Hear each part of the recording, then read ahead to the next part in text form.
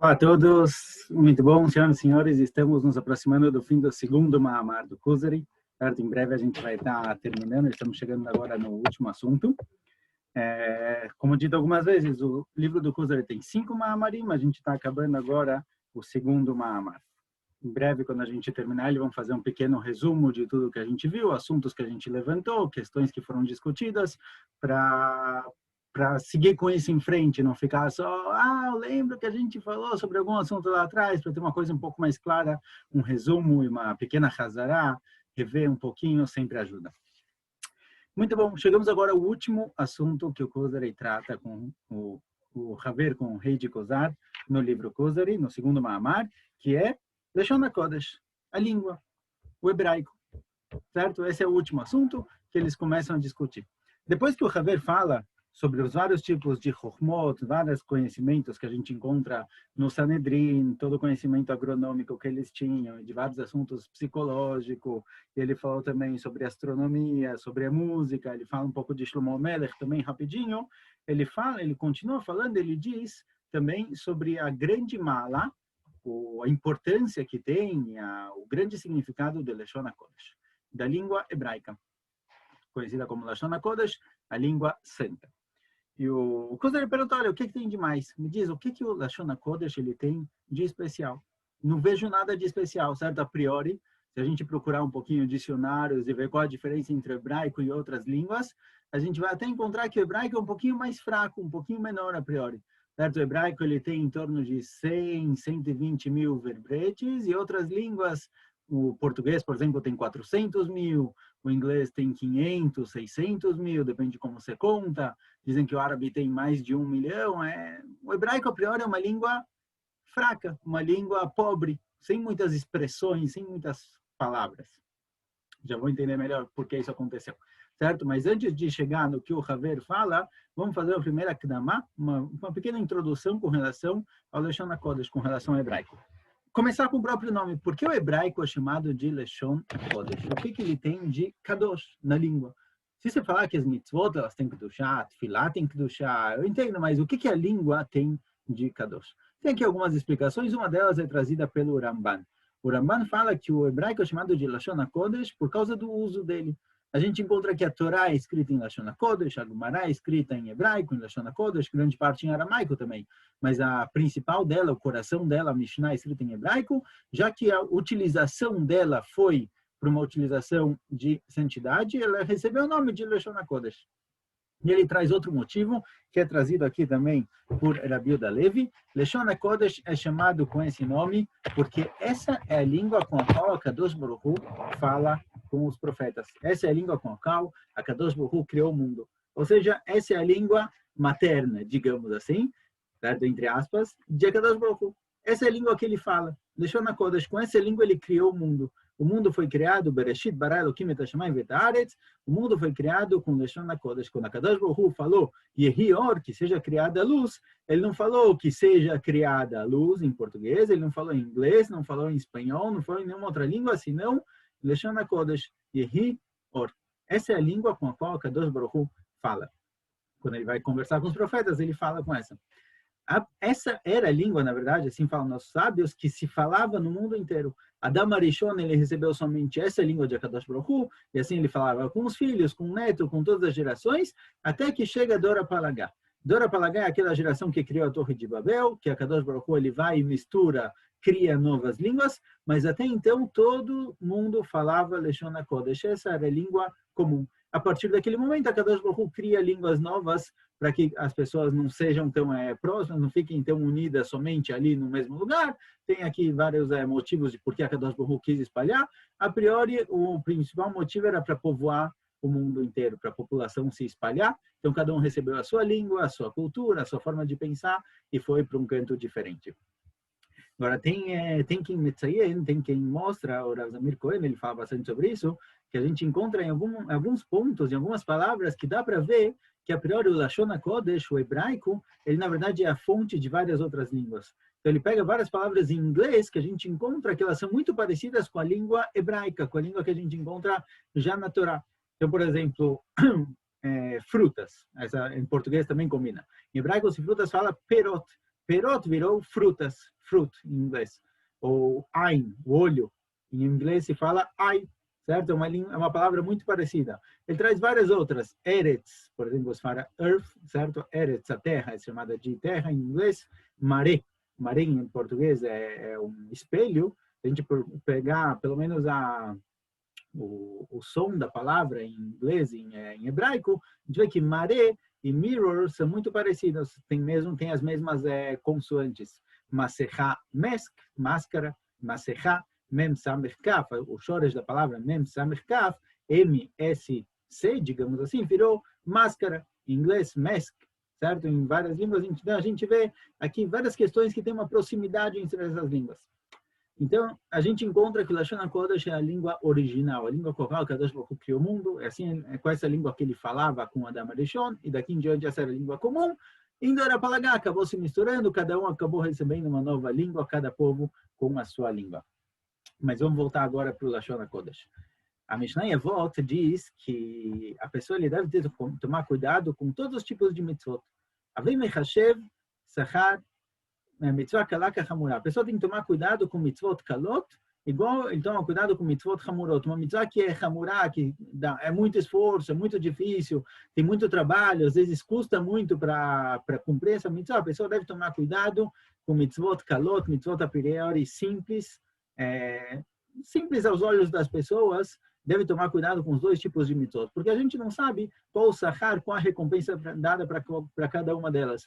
Pode ser que uma vodá, uma mitzvah, que é muito pesada, muito difícil, doresh, que cobra da pessoa muito esforço físico, tem um sahar, uma recompensa pequena, e uma mitzvah que a priori é simples, é fácil de fazer, não tem muito esforço, ela tem um sahar, tem uma recompensa muito grande.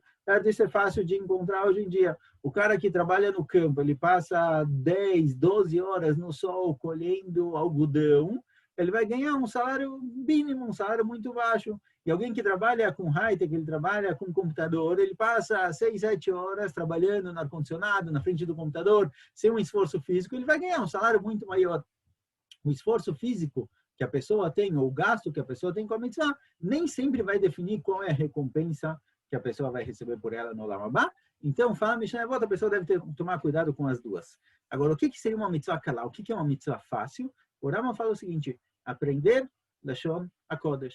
Aprender hebraico é uma mitzvah. Uma mitzvah, aparentemente, não vou dizer fácil, certo? Não é fácil aprender hebraico. Quem fez Ulpan aqui em Israel, quem tenta aprender, não é uma língua fácil de se aprender, mas é uma coisa que não doreja muito esforço físico da pessoa, muito gasto. Você vai aprendendo aos poucos, estando aqui em Israel, vivendo com as pessoas, conversando, estudando, você vai aprendendo as palavras.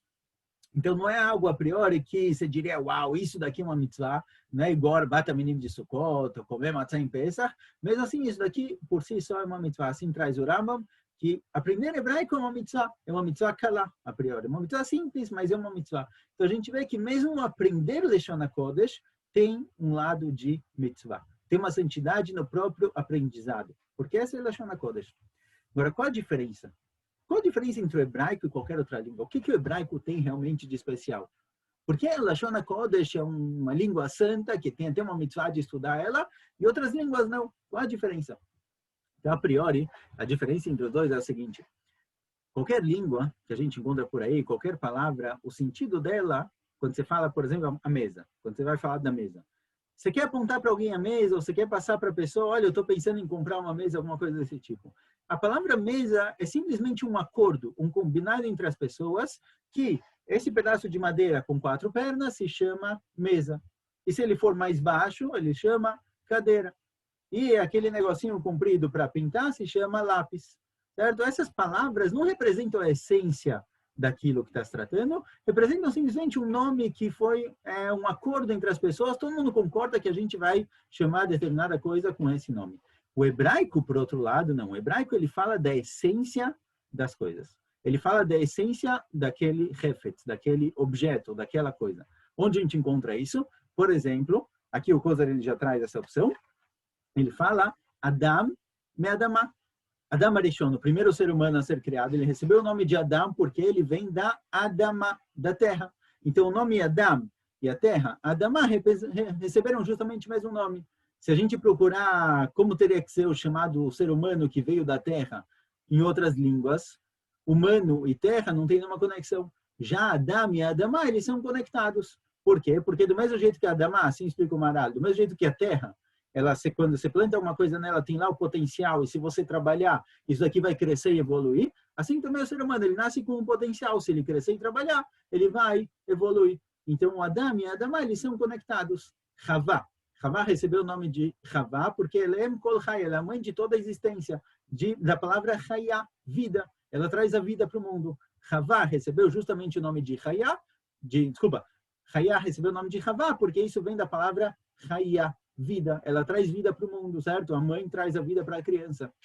Recebeu justamente esse nome.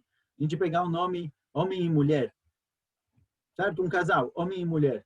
Em português, não tem ligação nenhuma entre a palavra homem e a palavra mulher. Man e woman, em inglês, também não tem nada igual, tá bom? O finzinho é parecido, a siome da palavra, o fim da palavra é parecido, mas as duas palavras não vêm da mesma fonte, não tem o mesmo shoresh, a mesma raiz. Já em hebraico, a gente tem ish e isha. É a mesma fonte, é o mesmo shoresh, é a mesma raiz para a palavra. Então, a gente vê que as palavras em hebraico, ela tem um sentido que vai além do lado exterior. Não é simplesmente uma forma comum de dar o nome às coisas, ela sim tem um sentido mais profundo. E não só a palavra, assim, cada letra e letra também tem um significado, certo? Tem livros que tratam bastante sobre as letras do hebraico, qual é o significado delas. Trazer um exemplo aqui que o Maharal traz. A gente tem duas palavras que representam duas coisas diferentes, Galut e Geulah. Certo? Galut e Geulah é a diáspora e a redenção. Em hebraico, essas duas palavras elas são muito parecidas. Essas duas palavras podem ser faladas da seguinte forma. Galá, o povo que saiu para a diáspora, ele foi para Galut, ou seja, Kadosh Baruch Hu Galautam, colocou eles na Galut, e quando eles são trazidos de volta para a redenção, se chama Gal, o verbo de trazer, de trazer de volta o povo, de trazer o Am Israel de volta para ele, é chamado de Gal, Geulah. Agora, qual a diferença entre Galá e Gal? Quando o povo é mandado embora e quando o povo é trazido de volta, a diferença é simples. Em Galá, a gente tem a letra Rei, em Gal, a gente tem a letra Aleph. Certo? O Gimel e o Lamed são iguais nos dois. A única diferença entre essas duas palavras, entre o expulsar o povo e trazer o povo de volta, é Rei na expulsão e Aleph na redenção. Então, fala o Maharal o seguinte, olha, a letra Rei, o que ela mostra? Ela demonstra quando está tudo espalhado. O Rei, ele é formado de uma linha na horizontal em cima, uma na vertical, e uma na vertical menorzinha um pouco do lado. Então, o Rei representa a dispersão do povo. Quando o povo é mandado longe para os quatro cantos do mundo, cada um para um canto. Já Gaal, já Geulah, que é quando o povo é trazido de volta, é com a letra Aleph. A letra Aleph, ela tem um ponto central, que daqui ela conecta os quatro cantos. Ou seja, a Kadosh Baruch Hu, quando ele vai trazer a Geulah, ele vai pegar a Missel que está nos quatro cantos do mundo e vai trazer eles para esse ponto central. Então a gente vê que as palavras em hebraico, Galá e Gal, elas também, a própria letra das palavras, com a qual a palavra é escrita, representam alguma coisa um pouco mais profunda. Assim também a gente tem a famosa Gemátria, certo? A Gemátria, o valor numérico das palavras, também mostra de onde elas vêm. Qual o significado mais profundo? Então, a palavra Ahavá e Echad, os dois têm a mesma gemátria, porque Ahavá, o amor, e Echad é um, eles são conectados de certa forma, certo? Quando você tem amor por alguém, quando você gosta muito de alguém, vocês se tornam um. Então, as palavras que têm um sentido próximo, um sentido parecido, às vezes elas têm a mesma gemátria. Agora, o que aconteceu? Por que o hebraico, a priori, hoje em dia, não é aquela língua igual a gente fala? Igual a gente vê, certo? Na continuação, a gente vai ver o que tem de especial o hebraico, de onde a gente sabe que o hebraico realmente ele é especial. Um lado a gente falou pelo lado de que essa é a língua que a Kadosh Baruch Hu fala, o outro lado, exatamente, a gente vai ver na continuação. Mas vamos só responder essa pergunta. Por que o hebraico hoje em dia é tão simples, tão pobre? Se a gente pegar o número de palavras que tem no dicionário hebraico e qualquer outra língua, a gente vai chegar em um número muito menor. Então, fala o Haver para o Kuzari, olha, igual o que aconteceu com a música, que antes a música era feita por pessoas especiais, pessoas que, igual David Amelech, Shmuel Hanavi, e com o tempo, acabou se espalhando, acabou qualquer um trabalhando ela. Assim também aconteceu com a Israel, que eles tinham muita importância, eles tinham Beit HaMikdash, eles estavam unidos, eles estavam conectados com o Kadosh Baruch Hu.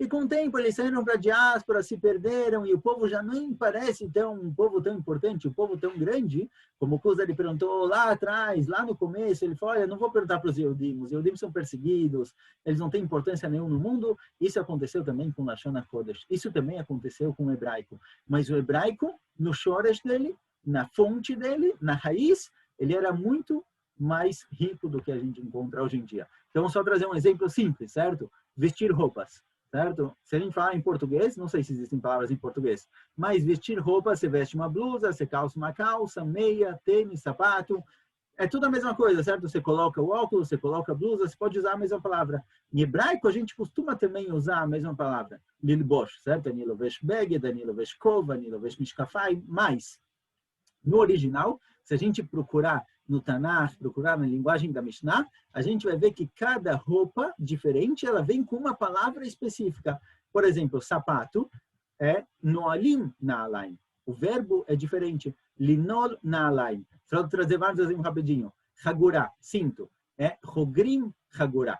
Gravata, onvim anivá. Relógio, ondim shaon. La'anod, cada roupa diferente tem um verbo diferente. Lachvosh kova, larkiv mishkafaim, la'atot kfafot. Certo? Cada palavra tem um verbo diferente. Para cada tipo de roupa tem um verbo diferente. Assim também a gente encontra na Mishnah com relação à colheita das frutas.